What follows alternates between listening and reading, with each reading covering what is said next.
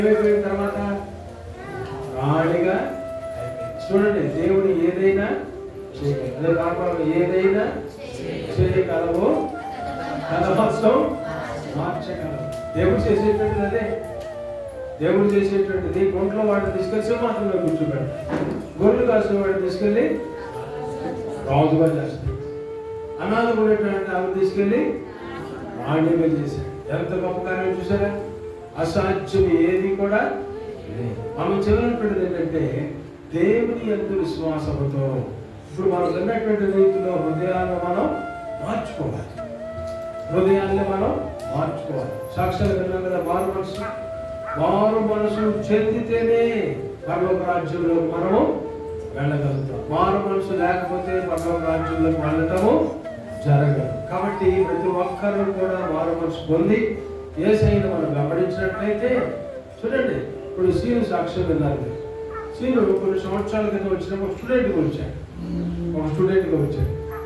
అతన్ని గమ్మనేవాడిని, వచ్చేవాడు, చక్కగా అన్ని ప్రాంతాలకు వచ్చేవాడు.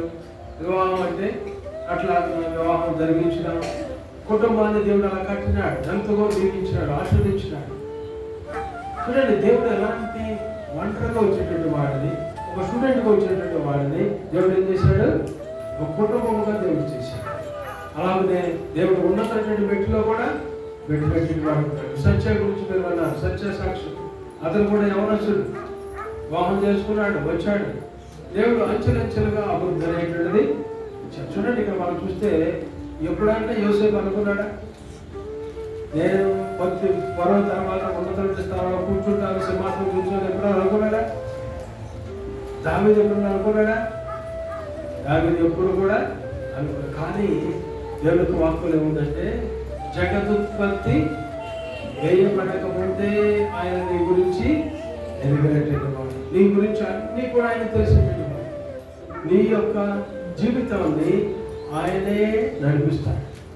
నీ యొక్క ఆయనకు విశ్వాసం ఉంచినట్లయితే, ఆయన మీద ఆధారపడినట్లయితే, ఆయనకు నీ జీవితాన్ని సమర్పించుకున్నట్లయితే, నీ పాపంలో నుంచి నువ్వు బయటపడినట్లయితే దేవుడు నిన్ను చక్కగా నడిపిస్తాడు. దావీదు జీవితంలో మనం చూసామంటే దేవుడు గొర్రెల కాపురం తీసుకొచ్చి రాజుగా పెట్టాడు. రాజుగా పెట్టిన తర్వాత గొర్రెల కాపురం ఏమయ్యాడు? రాజు అయినటువంటి వాడు చేయకూడనటువంటి పని చేశాడు. ఏం చేశాడు? సాయంత్రం కూడా రౌండ్ వేస్తాడు, కింద ఒక ఆవిడ స్నానం చేస్తాడు. ఏం చేయాలి అప్పుడు? ఏం చేయాలి? 10 మంది చెప్పాలా?